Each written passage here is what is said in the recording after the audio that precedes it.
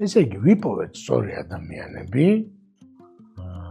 სწორი პროცესის შედეგად დავაინტერესეთ და მოვიდნენ და ავიყვანეთ, გავუფორმეთ ხელშეკრულება. ეხლა ეს onboarding-ი, ანუ გაშინაურება ან შემოყვანა ორგანიზაციაში, მოკლედ არის ძალიან კრიტიკული და მნიშვნელოვანი პროცესი ყველასთვის აბსოლუტურად. ოღონდ ჯენზისთვის ეს პროცესი კიდევ უფრო საშიშია მისი სოციალური უნარების დეფიციტის გამო. ანუ შენ ჯენზის რო უთხრა, რომ მოხვალ ბესარიენჟღენტის 13-ში და იპოვი ჩვენ ოფისს და მე კარზე დააკაკუნებ და მე იქ ნახე მოკლედ დაგხვდება. ხალხი შეიძლება ისე ინერვიროს, რომ საერთოდ არ მოვიდეს. მანდაც როგორც რეკრუტმენტში ვთქვით, უნდა დავხვდეთ, მივანიშნოთ, ტელეფონი მივცეთ, დამირეკე, მე მოგასწავლი, შეგხვდები, რა ვიცი, არის შემთხვევები, როცა მეტროსთან შეგხვდები, ცოტა ძნელი მისაგნები თუ არის და იქიდან ერთად გამოვიაროთ, რაღაცა ესეთი, ხო?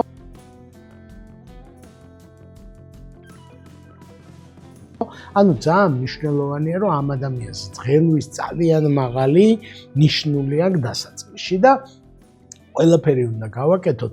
ესეთი ის იყო ფრაზა, რომ რომელი ბავშვები მოვიდნენ იცი სამსახურშიო, რომელსაც ბაღში და სკოლაში მისვლაში ვარსკვლავებს და სტიკერებს ჩუქნიდნენ და აქვს ამ ადამიანს მოლოდინი, რომ ეს მისვლა იქნება რაღაცა სადღესასწაულო საზეიმო და ჩვენ flow starter-ებსაც ბევრს უთქვამს, რომ აი რომ მოვედი და დაძაბული ვიყავი და დამხვდა ძალიან მეგობრული, ფერადი, ბუშტებიანი რაღაცა და უცბად ეგრევე დავმშვიდი და დავწყმავდი. ანუ ეგ ძალიან მნიშვნელოვანია და მე მენეჯერებს ტრეინინგებზე ყოველთვის ეხლა ჩვენ დროში ვეუბნები, რომ გარეთ დახვდით, მართლა გეუბნები, რომ გარეთ დახვდით და უთხარი, რომ შენ გელოდები და აი შენისა და ასე ვთქვა, ჩაკიდე ხელი, შენ თუ ვერ დახვდები, თანამშრომელი დახვდეს რომელიმე, მიხვდეს ეს ადამიანი, რომ ელოდებიან ერთი და მეორე აი შემოსვლა არ მოუწიოს მარტო და უცხო გარემოში, იმიტომ რომ არა აქვს ეს და ეშინია ნერვიულობს და ასე შემდეგ, ხო? ამაზე ეცინებათ მილენიალებს, მე ვინ დამხვდა, ისა აღარ არის საინტერესო შენ ვინ დახვდა და როგორ დახვდა, მოკლედ ეხლა ესეთი დროა და გვირჩევენ, რომ სხვანაირად შესაბამისად მოიქეცით თუ შეიძლება. და onboarding-ის პირველი კვირა ითვლება ჯენზისთვის სუპერ კრიტიკულად, ფაქტიურად ყოველ წამს და ყოველ წუთს სჭირდება ყურადღება. როგორც თქვით, მოთმინება არა აქვს და რაღაცას თუ ელოდება და აი სამ დღეში development-ი გვაქვს და მერე გეტყვით პასუხს, არასწორი პასუხია. მერე და მერე იქნება მეტი მოთმინება, იმიტომ რომ უკვე საქმეშია დაკავებულია, მაგრამ თავიდან საერთოდ სად მოვედი რა. ეხლა უსაქმოდ თუ ყავს პირველი ერთი კვირა, ყველა უსაქმური ვინც ყავს ორგანიზაციაში, ის ყოველთვის მოცლილია და ის ელაპარაკება და იმასთან და სხვას რო ვერავის კითხა, წავიდა და იმ უსაქმურს კითხა და იმამ მოუყვა რაღაცა თავისი იმ smoking room-ის ისტორიები, ასე ვთქვათ რა, დამახინჯებული, ესეთი ისეთი, აქ სამართლობა, ყველას რაღაცა, ის არის, ეს ნინო ასეთია, სანდრო ისეთია და ასე შემდეგ.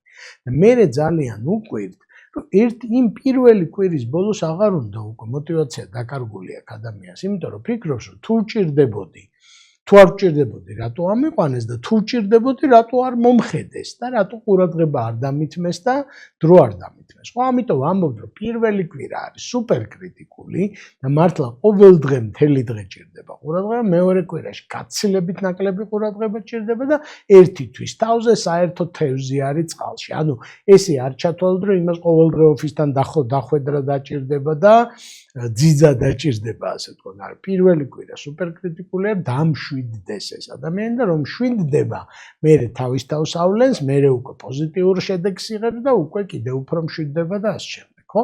ანუ ეგ ძალიან მნიშვნელოვანია. ეხლა მეორე პრობლემაზე ვთქვათ, რომ მილენიალები, ანუ ვინც მაღალი ალბათობით დახვდება ამ ადამიანს, როგორც გამოცდილი სპეციალისტი, ან როგორც მენეჯერი, მილენიალების თავარი განმსაზღვრელი თავისებურება არის, რომ პრინციპს ეძებენ ყველაფერში, აი დედა აზრს ეძებენ ყველაფერში და ნინო რომ მოვიდეს სამსახურში, რომელიც მილენიალია და მე უთხრა, რომ ამ კამერას აგვდგამთ და იმ კამერას იგდგამთ, მოკლედ ეგრე ნინო ვერ მუშაობს და მეტყვის, რომ ერთი წუთი, აბა მოდი განვიხილოთ, ნახოთ ალტერნატივები, შევხედოთ სხვები როგორ აკეთებენ, სწორი როგორია, ChatGPT-ს ვკითხოთ, კონსულტანტს ვკითხოთ, იმას, ამას და რომ დარწმუნდება ეს ნინო, რომ ესე სწორია, მერე კი ბატონო, მერე აღარც გადაუხოს და აღარც მითითება არ ჭირდება, ყველაფერს აკეთებს სწორად, ასე ვთქვათ, ხო?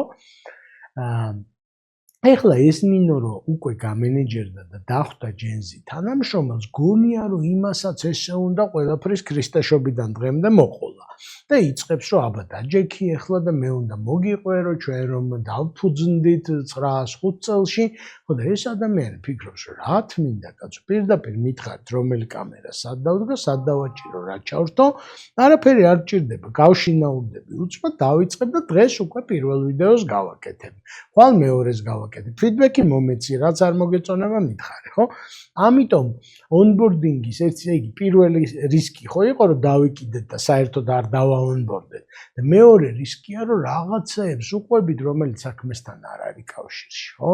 რაღაცა დამფუძნებლის ბაბუა როგორ წავიდა ომში და ჩვენ დამფუძნებელი როგორ მუშაობდა სადღაც და ლონდონიდან როგორ დაბრუნდა 905 წელში არ უნდათ ეს ისტორიები რა და მაგდენი ხანი საერთოდ მუშაობას არ აპირებს და მილენიალს კიდე გონია რომ პირიქით შენ სწორად ვერ გააკეთებ ვიდეოს თუ არ გეცოდინება ამის წინ რა კამერა გქონდა და იმის წინ რა კამერა გქონდა და Sony რატო ავირჩიეთ და Panasonic და ასე შემდეგ ხო საერთოდ არ უნდათ ამ ტიპებს უნდათ ზედაპირული ინფორმაციით დაგუგლოს და YouTube-ოს და ChatGPT-ს შეხტეს გააკეთოს და შედეგი დაინახოს და instant feedback-ი უნდა და აი უნდა რომ თავის პროდუქტს შეხედოს, აი თავისი პოსტი რომ დაიპოსტება პირველივე დღეს, ეს ადამიანი იქნება უბედნიერეს და თავის მეგობრებს ეტყვით რომ წარმოვიდგინეთ კომპანიაში მივედი, დღეს დილით და დღეს უკვე შუადღისას ჩემი გაკეთებული საქმე გამოჩნდა, ხო? ეს არის რაზეც ოცნებობენ და აი ჩვენი სტაჟირების პროგრამის მონაწილეებიც ყველაზე მაღალ შეფასებებს გვაძლევდნენ, სადაც ნამდვილ საქმეს აკეთებდნენ და ყველაზე დაბალ, სადაც იყო სასწავლო დავალება. სკოლასავით და ეგ არ უნდათ, რა უნდათ დიდები არიან საკმარისად, რომ დიდური საქმე უნდათ და უნდათ რომ უკვე შედეგი გქონდეთ, პრაგმატულები არიან, მაგდენი ხანი რომ მოდი ახლა შენ 3 თვე ჯერ გაერკვიე და მერე 3 თვე ისა ეგრე არ უნდათ, 3 თვეში უკვე ძალიან მნიშვნელოვან შედეგებს ელოდება და 6 თვეში რავი დაწინაურების შესაძლებლობას და 1 წელიწადში საერთოდ აპირებს თავისი კარიერის გადახედვას, ხო? ამიტომ ეს onboarding-ი ძალიან მნიშვნელოვანია. არც სახელმძღვანელოები უარგათ, არ აქვთ გამზადებული ვიდეო გაიდები. ეუბნებიან რომ დაელოდე ახლა ქალბატონი იზა მოიცლის და შენ აგიხსნის ჩვენ როგორ მუშაობ და ჯერ ელოდე იზას, მერე როგორ აგიხსნის, მერე როდის აგიხსნის და ადამიანი ამბობს რომ დაგეწერათ დალოცულო, ან ჩაგეწერათ, ან გადაგეღოთ ეს იზა როგორ მუშაობს და უყურებდი მე თვითონ, რატო უნდა ვიმეცადინო ეგრე, ხო? მთელი ცხოვრება როგორ არკვევს რაღაცებს, რეცეპტი რამის გამოცხობა უნდა, ვიდეოს უყურებს, რამის სწავლა უნდა, ვიდეოს უყურებს. კაი, კითხულობს ხანდახან, მაგასაც აკეთებს, სადაც ვიდეოთი ვერ გაერკვევა, წაიკითხავს, მაგრამ ხაში მონათხრობით ის ხო არ არის, ქვის ხანა ხო არ არის, ის მოგიყვება და ეს მოგიყვება და ძალიან ბევრ კომპანიაში მოკლედ ეგ onboarding-ის პროცესი საკმაოდ გაწელილია და არაეფექტურია და არაჯენზიურია, ასე ვთქვათ რა, ნელია, არაეფექტურია. აი, როგორ შეიძლება ამ დროში რომ ადამიანი 3 კვირა ტრენინგზე დადიოდეს, აი ბანკებში, ну აი არაფრით არ შეიძლება რა. იმიტომ რომ 3 კვირაში, რა ვიცი, საერთოდ დაკარგული აქვს შეიძლება мотиваცია რა. On the job trainings არ ვამბობ, რომ თუ საქმეს აკეთებს და თან feedback-ს იღებს და თან ვასწავლეთ, ეგ საუკეთესოა, ხო? აი ეგ არის მოკლედ onboarding-ში რაც არის ყველაზე მნიშვნელოვანი.